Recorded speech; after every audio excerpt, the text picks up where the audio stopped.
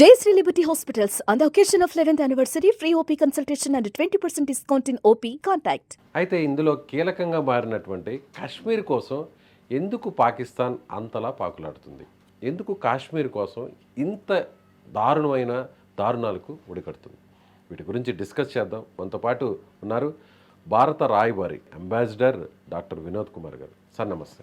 నమస్కారం. అంటే కాశ్మీర్ ద్వారా అక్కడ ఉన్నటువంటి ఉత్పత్తులు కావచ్చు, వ్యవసాయం కావచ్చు, అక్కడ పండే యాపిల్స్ కావచ్చు, కుంకుమ పువ్వు కావచ్చు, డ్రై ఫ్రూట్స్ కావచ్చు, ఇవన్నీ కూడా హై క్వాలిటీ అంటారు. సో అవి కూడా ఒక రకంగా మనకు కాస్త ప్రయోజనం కలుగుతాయి, ఇంకా విరివిగా ఎక్కువగా వ్యవసాయం చేసే అవకాశం ఉంటుందంటారా ఇలాంటి ఇష్యూస్ లేకుంటే? నేచురల్గా అండి, ఇప్పుడు మనకు కనుక కాశ్మీర్లో కనుక పీస్ ప్రివేల్ అయ్యి ఉంటే కాశ్మీరీ ఏదైతే డ్రై ఫ్రూట్స్ ఉన్నాయో, తర్వాత ఏదైతే యాపిల్స్ ఏవైతే ఉన్నాయో, దాని తర్వాత కాశ్మీరీ షాల్స్ వరల్డ్ ఫేమస్.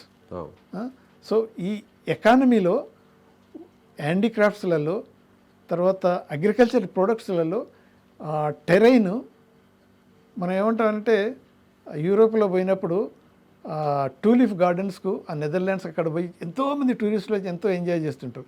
అలాంటి పరిస్థితులు కాశ్మీర్ వ్యాలీలో ఉన్నాయి. నేను చూశాను. అది కేవలం నెల రోజులు మాత్రమే ఉంటుంది. ఆ నెల రోజులు మాత్రమే అక్కడ ఫ్లవర్స్ ఇదవుతాయి. ఆ నెల రోజుల్లో చాలా అసలు వేల మంది అక్కడికి వేల మంది వచ్చారు అక్కడ. అవును, మరి అదే అంటే వరల్డ్ టూరిస్ట్ అట్రాక్షన్ అవుతుంది అక్కడ. మనం అదే నెదర్లాండ్ చూసినట్టయితే ఇటువంటి హిల్లీ టెరైన్ లేదు అక్కడ. కానీ ఇక్కడ అదే బ్యూటీ ఏంటంటే వ్యాలీస్, హిల్స్, తర్వాత గ్రీనరీ, ఇటువంటి వాతావరణం అనేది, అదే మంచు లోయలు, చక్కటి పచ్చదనం ఎటువైపు చూసినా. అంటే సార్ ఇంకొకటి కూడా, అసలు ఈ ఇష్యూ లేకుంటే, ఈ వివాదం అనేది లేకుండా ఉంటే టూరిజం పరంగా కాశ్మీర్ ఎక్కడో ఉండాల్సిందేమో. ఇప్పుడు ఒక్క చిన్న ఎగ్జాంపుల్ చెప్తాను. నేను మలేషియాలో ఇప్పుడు హై కమిషనర్ ఉన్నప్పుడు అక్కడ ట్విన్ టవర్స్ ఏదైతే ఉన్నదో అక్కడ అది పెద్ద అట్రాక్షన్. అది ఒక్కటి. మలేషియాకి వచ్చిన వాళ్ళంతా పోయి ఆ ట్విన్ టవర్లో పోయి పైకి ఎక్కి ఓ బ్రహ్మాండంగా ఉందని అంటారు. బోల్డ్ అంతమంది టూరిస్టులు దానికే పోతున్నారు. సో ఇక్కడ ఉన్న కాశ్మీర్ బ్యూటీని చూస్తే మీరు చూసి ఉంటారు. మనమంతా ఇప్పటికీ స్టిల్ ఆ ఓల్డ్ బాలీవుడ్ మూవీస్లో చూస్తుంటే, ఆ దాల్ లేక్లో నేను 79లో వెళ్ళాను. తర్వాత మళ్ళీ ఐఎఫ్ఎస్ ట్రైనింగ్, ఐఏఎస్ వాళ్ళ ట్రైనింగ్లో పోయినప్పుడు అక్కడ కూడా వెళ్ళాము.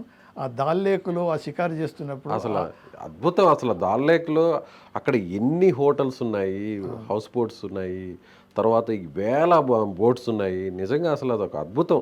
అంటే స్వర్గధామం అంటారు చూసారా, భూతల స్వర్గం, దాన్ని కాశ్మీర్ అని అనలేదు. ఎగ్జాక్ట్లీ. సో ఎకనామికల్లీ చాలా వైబ్రెంట్ ఎకానమీ కూడా అక్కడ. రేర్ థింగ్స్ కూడా దొరికాయి. ఈ మధ్య మనకు ఇంకా ఏంటంటే లిథియం కూడా అక్కడ బోల్డ్ డిపాజిట్స్ ఉన్నట్టు కూడా మనకు తెలుస్తున్నది. అంటే అది కూడా మినరల్ సోర్సెస్ కూడా బోల్డ్ వస్తాయి మనం ఉపయోగించుకుని. ఎకనామికల్గా కూడా చాలా ఇంపార్టెంట్ అది. సో అలానే కాశ్మీరీస్ బాగుపడ్డప్పుడు, అక్కడ డెవలప్ అయినప్పుడు, ఇండియా కూడా ఒక ఈస్టర్న్ స్విట్జర్లాండ్గా మారే అవకాశం ఉన్నది. అక్కడి ప్రజల డెవలప్మెంటు, అక్కడున్న రేర్ ఎర్త్ మెటల్స్ కూడా డిస్కవర్ జరుగుతున్నది. Rare fruits and then agriculture products, handicrafts, various things కూడా బోల్డ్ అని డెవలప్ చేసే అవకాశం అయితే. సాఫ్రాన్ కూడా ఉన్నది. కరెక్ట్.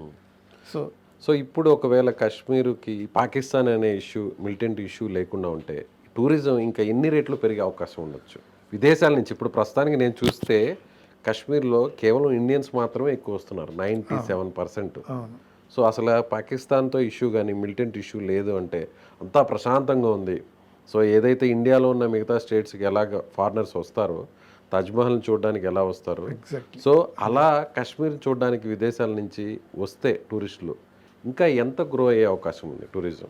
ఎంత పర్సంటేజ్? అంటే ఇప్పుడు మనకు ఇప్పుడు ఇది లాస్ట్ ఇయర్ చూస్తే 22 to 24 మిలియన్స్ అంటే 2.2 crores టూరిస్ట్ పోయినట్టు.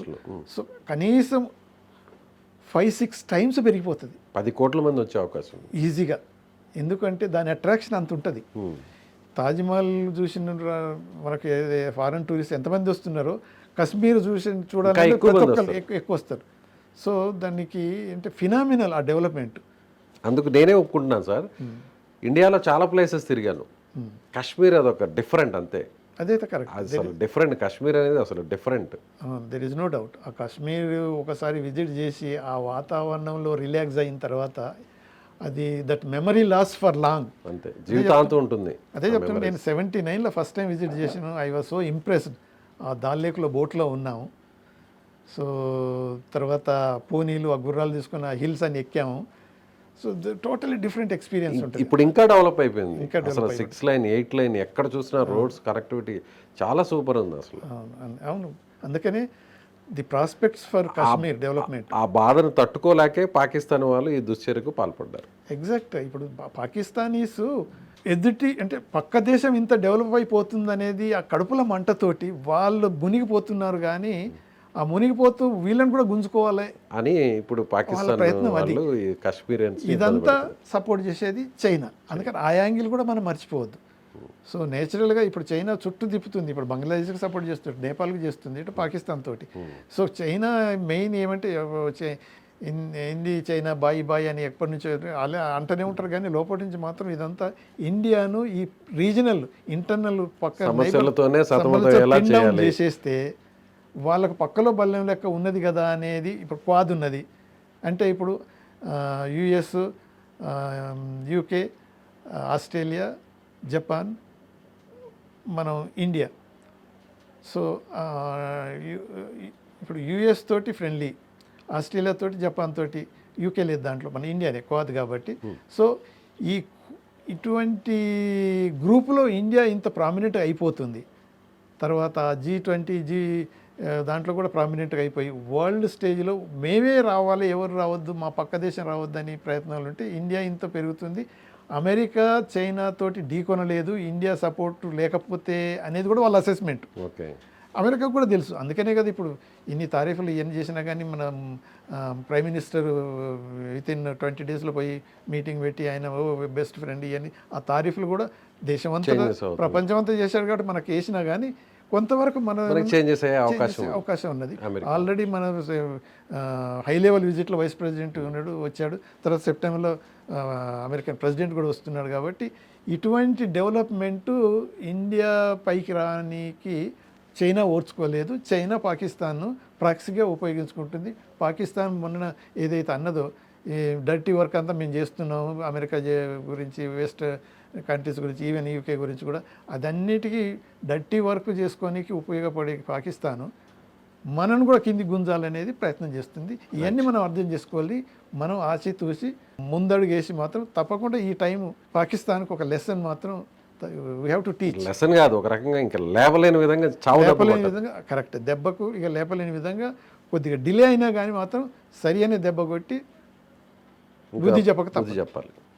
సో ఇక పాకిస్తాన్ కాశ్మీర్ వైపు కన్నెత్తి చూడకుండా అన్ని రకాల ఏర్పాట్లను అయితే ఇప్పుడు భారత ప్రభుత్వం చేయబోతుంది. Right. Thank you sir. Thank you.